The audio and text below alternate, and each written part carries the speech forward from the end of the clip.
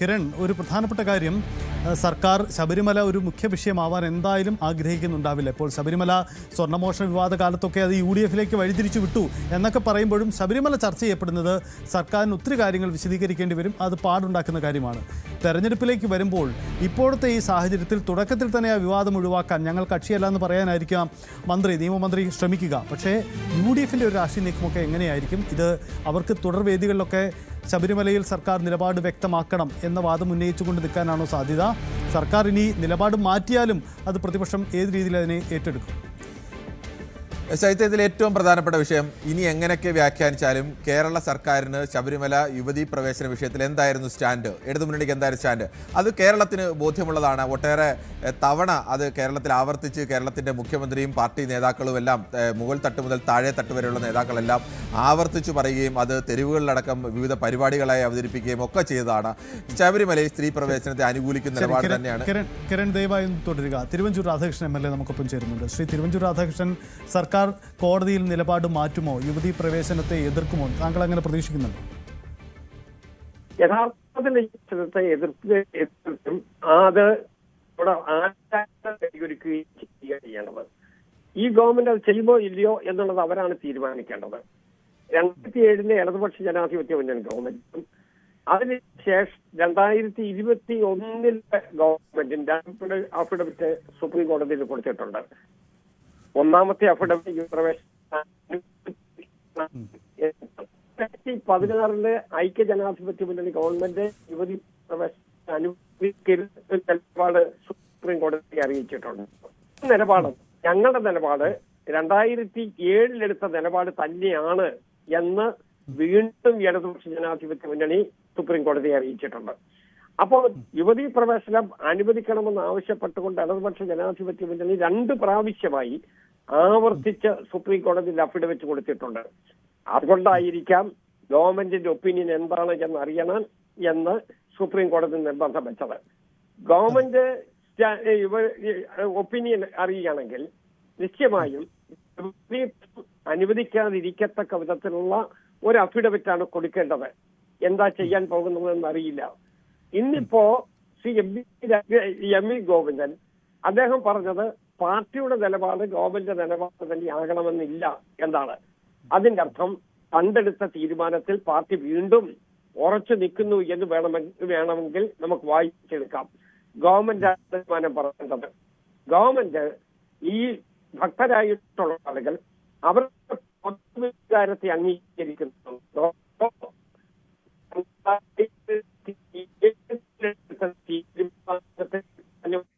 ശരി, അദ്ദേഹത്തിൻ്റെ ഓഡിയോയിൽ ചെറിയ പ്രശ്നങ്ങളുണ്ട്. നമുക്ക് തിരികെ വരാം.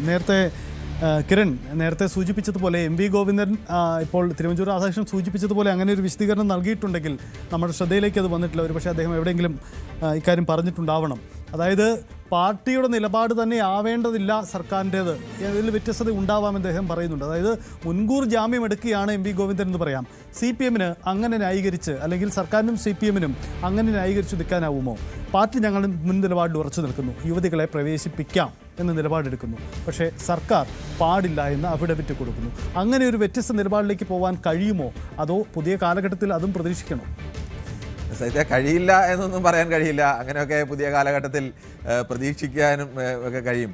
അങ്ങനെ മുൻ നിലപാടൊക്കെ ആയിരുന്നു എടുക്കുന്നതെങ്കിൽ സ്വാഭാവികമായും തെരഞ്ഞെടുപ്പിൽ തിരിച്ചടിയൊക്കെ ഉണ്ടായാലും ആ നിലപാടിൽ നിന്ന് കാര്യമായ ഒരു മാറ്റത്തിലേക്ക് ഇല്ല എന്നൊക്കെ മട്ടിൽ പോയേനെ. ഇപ്പോഴങ്ങനെയായിരുന്നു, ഞങ്ങൾ നിലപാട് മാറ്റുന്നു എന്ന് എവിടെയും പരസ്യമായി പറയുന്നില്ല. പക്ഷേ നിങ്ങളുടെ നിലപാട് എന്താണെന്ന് ചോദിച്ചാൽ അത് സ്ത്രീ പ്രവേശന അനുകൂലമായ നിലപാട് തന്നെയല്ലേ ഇപ്പോഴും എന്ന് ചോദിച്ചാൽ അതിനെക്കുറിച്ച് മിണ്ടാതിരിക്കുക. അങ്ങനെ ഒരു തന്ത്രപരമായ രീതിയിലൊക്കെയാണ് CPM-ഉം LDF-ഉം ഇതുവരെയും മുന്നോട്ട് പോയത്. ഇക്കാര്യത്തിൽ നമ്മൾ ഏറ്റവും ശ്രദ്ധിക്കേണ്ടത് മുഖ്യമന്ത്രി എന്ന നിലയ്ക്ക് മുഖ്യമന്ത്രി ഇക്കാര്യത്തിൽ എവിടെയും മറിച്ചൊരു നിലപാടുണ്ട് എന്നുള്ളൊരു അഭിപ്രായം പറയുകയോ അല്ലെങ്കിൽ അങ്ങനെ സൂചന നൽകുകയോ ഒന്നും അദ്ദേഹം ചെയ്തിട്ടില്ല. അത്തരം ചോദ്യങ്ങളിൽ നിന്ന് അദ്ദേഹം മാറി നിന്നു എന്നതാണ് അദ്ദേഹത്തിൻ്റെ ഒരു പ്രത്യേകത. മറ്റ് പാർട്ടി സംസ്ഥാന സെക്രട്ടറി MV ഗോവിന്ദൻ അടക്കമുള്ള പ്രധാനപ്പെട്ട നേതാക്കളൊക്കെയും മറിച്ച് നിലപാടുകൾ പല ഘട്ടത്തിലും മറിച്ചാണ് എന്ന് ഞങ്ങൾ വിശ്വാസികൾക്കൊപ്പമാണ്, ഇന്നലെ പറഞ്ഞത് വിശ്വാസികൾക്കൊപ്പമാണ്, ജനാധിപത്യത്തിനൊപ്പമാണ് എന്ന മട്ടിലൊക്കെയുള്ള സൂചനകളാണ്. അല്പം മുമ്പ് അനിൽകുമാർ പോലും നമ്മുടെ ഇടയിൽ നമ്മളോട് പ്രതികരിച്ചപ്പോൾ ചോദിക്കുന്നത് ഞങ്ങൾക്ക് അങ്ങനെ ഒരു നിലപാടുണ്ട്, നിങ്ങൾ പച്ചക്കള്ളം പറയുകയല്ലേ എന്നൊക്കെ. കേരളത്തിലെ ജനത്തിന് ഇനി എന്തായാലും കൃത്യമായ ബോധ്യമുണ്ട്. ശബരിമലയിൽ സ്ത്രീ പ്രവേശനത്തിനെ അനുകൂലിക്കുന്ന നിലപാട് തന്നെയായിരുന്നു CPM-നും LDF-നും ഉണ്ടായിരുന്നത്. ഇക്കാലം അത്രയും ആ നിലപാട് പരസ്യമായി CPM-ഓ അല്ലെങ്കിൽ LDF-ഓ സർക്കാരോ തിരുത്തിയിട്ടുമില്ല. ഇനിയിപ്പോൾ മാർച്ച് 14 മുമ്പ് എന്താണ് നിലപാട് എന്ന് അറിയിച്ചുകൊണ്ട് സർക്കാരിന് അവിടെ ഒരു അഫിഡവിറ്റ് നൽകേണ്ടി വരും. മുൻ നിലപാട് തന്നെയാണോ? ഇപ്പോൾ ഇന്ന് സുപ്രീം കോടതിയിൽ കേരള സർക്കാരിന് വേണ്ടി ഹാജരായ മുതിർന്ന അഭിഭാഷകൻ ജയദീപ് ഗുപ്ത പറഞ്ഞത്, ഇതുവരെ ടിൽ നൗ ഞങ്ങളുടെ നിലപാട് ഈ പുനഃപരിശോധന ഹർജിയെ എതിർത്തിരുന്നു. എന്നുവെച്ചാൽ ശബരിമലയിൽ സ്ത്രീ പ്രവേശനം അനുവദിക്കുന്ന ഹർജി പുനഃപരിശോധിക്കണമെന്നുള്ള ആവശ്യത്തെ എതിർത്തിരുന്നു. നാളെ എന്താണ് ഞങ്ങളുടെ നിലപാടെന്നത് അദ്ദേഹം വ്യക്തമാക്കിയിട്ടില്ല. മുൻ നിലപാടിൽ നിന്ന് മാറുന്നെന്നോ അല്ലെങ്കിൽ മാറുന്നില്ല എന്നൊന്നും വ്യക്തമാക്കിയിട്ടില്ല. VS സർക്കാരിൻ്റെ കാലത്താണ് ആദ്യം സ്ത്രീ പ്രവേശനത്തിന് അനുകൂലമായ ഒരു സത്യവാങ്മൂലം സുപ്രീം കോടതിയിൽ നൽകുന്നത്. ഇപ്പോൾ എല്ലാം ഈ വലിയ സമരത്തിൽ നിൽക്കുന്ന കോൺഗ്രസ്സുകാരും ആ കോൺഗ്രസ് സർക്കാരിൻ്റെ കാലത്ത് 5 വർഷവും ഉമ്മൻചാണ്ടിയുടെ സർക്കാരിൻ്റെ കാലത്ത് 5 വർഷവും ആ കാര്യത്തിൽ ഏതെങ്കിലും ഒരു നിലപാട് മാറ്റത്തിനോ ഒന്നും ഉമ്മൻചാണ്ടി സർക്കാരും തയ്യാറായില്ല. തെരഞ്ഞെടുപ്പിന് തൊട്ടു മുമ്പ് 2016 തെരഞ്ഞെടുപ്പ് നടക്കേണ്ടത് ഏപ്രിലാണെങ്കിൽ ഫെബ്രുവരിയിൽ സുപ്രീം കോടതിയിൽ ഒരു അഫിഡവിറ്റ് നൽകുന്നു. മുൻ സർക്കാർ എടുത്ത തീരുമാനം ആ അഫിഡവിറ്റ് തിരുത്തി നൽകണം എന്നാവശ്യപ്പെട്ടുകൊണ്ട് ഒരു അഫിഡവിറ്റ് നൽകുന്നു. അതിൽ സർക്കാരിന് തിരുത്തലുണ്ടോ എന്ന് പറയുന്നു. സുപ്രീം കോടതിയുടെ ഭാഗത്തു നിന്ന് സർക്കാരുകൾ തുടർച്ചയാണ് ഇങ്ങനെ ഇടയ്ക്കിടയ്ക്ക് തിരുത്തേണ്ടതുണ്ടോ എന്നുള്ള ചോദ്യമൊക്കെ വരുന്നു. അതിനുശേഷം തൊട്ടടുത്ത മാസം പുതിയ സർക്കാർ വരുന്നു. പിണറായി സർക്കാർ വരുമ്പോൾ ആ വർഷം തന്നെ നവംബറിൽ 2016 നവംബറിൽ ആ സർക്കാർ എന്താണോ VS സർക്കാർ സ്വീകരിച്ച നിലപാട് അതുതന്നെയാണ് സംസ്ഥാന സർക്കാരിൻ്റെ നിലപാടെന്ന് അറിയിക്കുന്നത്. ആ നിലപാട് സ്ത്രീകളെ പ്രവേശിക്കുന്നതിന് അനുകൂലിക്കുന്ന നിലപാടായിരുന്നു. ആ സമയത്ത് ഈ ഘട്ടത്തിലെല്ലാം ഇപ്പോൾ ഈ പ്രധാനപ്പെട്ട എതിർപ്പുമായി നിൽക്കുന്ന രാഷ്ട്രീയ പാർട്ടികളൊക്കെയും അത് RSS ആയാലും കോൺഗ്രസ് ആയാലും ഒക്കെ RSS പരസ്യമായി തന്നെ സ്ത്രീ പ്രവേശനത്തിന് അനുകൂലിക്കുന്ന നിലപാട് പരസ്യമായി എടുത്ത രാഷ്ട്രീയ പ്രസ്ഥാനമാണ്. BJPയും അങ്ങനെ എടുത്ത സുരേന്ദ്രൻ്റെ അടക്കം അങ്ങനെ പരസ്യമായ നിലപാടുകൾ ഉണ്ടായിരുന്നു. BJP നേതാക്കളുടെ അടക്കം. കോൺഗ്രസ് ആണ് അനുകൂലിക്കുമ്പോഴും അങ്ങനെ ഒരു ശക്തമായ നിലപാടൊന്നും അവിടെയാണോ അനുകൂലിക്കുന്നു എതിർക്കുന്നു എന്നൊന്നും അങ്ങനെ വളരെ ശക്തമായ നിലപാടൊന്നും എടുക്കാതെ നിന്നൊരു പാർട്ടി. പക്ഷേ ഈ വിധി വന്നതോടുകൂടി പെട്ടെന്ന് തന്നെ പിക്ചർ മാറുകയായിരുന്നു. NSS ആണ് ആ ഘട്ടത്തിൽ ആദ്യം അങ്ങനെ ഒരു നിലപാട് സ്വീകരിച്ചത്. സ്ത്രീ പ്രവേശനം അനുവദിക്കില്ല എന്നുള്ളൊരു നിലപാട് സ്വീകരിച്ചു. പിന്നാലെ കോൺഗ്രസും BJPയും ഒക്കെ നിലപാട് മാറി അതിനൊപ്പമുള്ള ആ നിലപാടിലേക്ക് മാറുന്നു. അതുവരെ ഉണ്ടായ നിലപാട് മാറുന്നു. മറുപക്ഷത്ത് CPMഉം ഇടതുമുന്നണിയും നവോത്ഥാന നിലപാടുമായി നിൽക്കുന്നു. പക്ഷേ ഇപ്പോഴത്തെ അവസ്ഥ ആ നവോത്ഥാന നിലപാടിൽ നിന്ന് CPMഉം ഇടതുമുന്നണിയും പിന്നാക്കം പോയി എന്നത് വ്യക്തമാണ്. കോൺഗ്രസ് ആയാലും RSS ആയാലും അല്ലെങ്കിൽ BJP ബാക്കി സംഘടനകളെല്ലാം തന്നെ അത്തരം സംഘടനകളെല്ലാം തന്നെ ഇനി UDFനൊപ്പം നിൽക്കുന്ന ലീഗ് അടക്കമുള്ള സംഘടനകൾ ഇപ്പോൾ സ്ത്രീകളുടെ ഈ വിശാലമായ ബെഞ്ചിൻ്റെ പരിഗണനയിലേക്ക് വരുമ്പോൾ മുസ്ലിം സ്ത്രീകൾക്ക് പള്ളിയിൽ പ്രവേശനം അടക്കമുള്ള വിഷയങ്ങളുടെ കേസിനെയൊക്കെ ബാധിക്കുന്നതാണ്.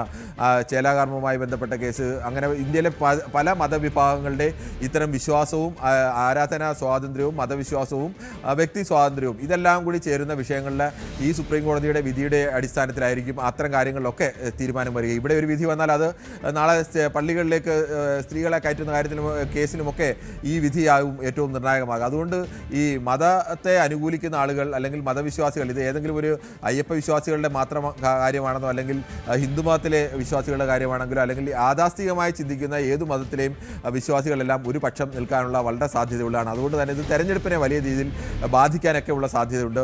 അതുകൊണ്ട് CPM സൈത്ത് ആദ്യം ചോദിച്ചതുപോലെ സർക്കാരിൻ്റെ നിലപാട് പാർട്ടി നിലപാടല്ല എപ്പോഴും സർക്കാർ എടുക്കുന്നത്. അങ്ങനെ വ്യാഖ്യാനങ്ങളൊക്കെ എന്ത് വേണമെങ്കിലും നൽകാം. അല്ലെങ്കിൽ ദേവസ്വം ബോർഡിനെ കൊണ്ട് വേണമെങ്കിൽ കൊടുക്കാനുള്ള നിയമസാധുതയൊക്കെ സ്വാഭാവികമായി സർക്കാർ പരിശോധിക്കും. ദേവസ്വം ബോർഡ് അങ്ങനെയല്ലേ കൊടുക്കാൻ കഴിയൂ. അങ്ങനെ പല സാധ്യതകൾ സർക്കാരിന് മുന്നിലുണ്ട്. ഇതിൽ നിയമപരമായി എങ്ങനെ നിലനിൽക്കുമെന്നുള്ളത് ഈ സുപ്രീം കോടതിയിൽ ഇന്നത്തെ ഡയറക്ഷനൊക്കെ പുറത്തു വന്ന ശേഷം മാത്രമേ കൃത്യമായി അത് നിയമരംഗത്തെ ആ വിദഗ്ധർ കൂടിയാലോചിച്ചുമൊക്കെ മാത്രമേ നമുക്കിപ്പോൾ ആ കാര്യത്തിൽ കൃത്യമായ ഒരു അഭിപ്രായം പറയാൻ കഴിയില്ല. പക്ഷേ സർക്കാരിനെ സംബന്ധിച്ച് സർക്കാർ ആ വഴിയെല്ലാം തേടും എന്നത് ഉറപ്പാണ്.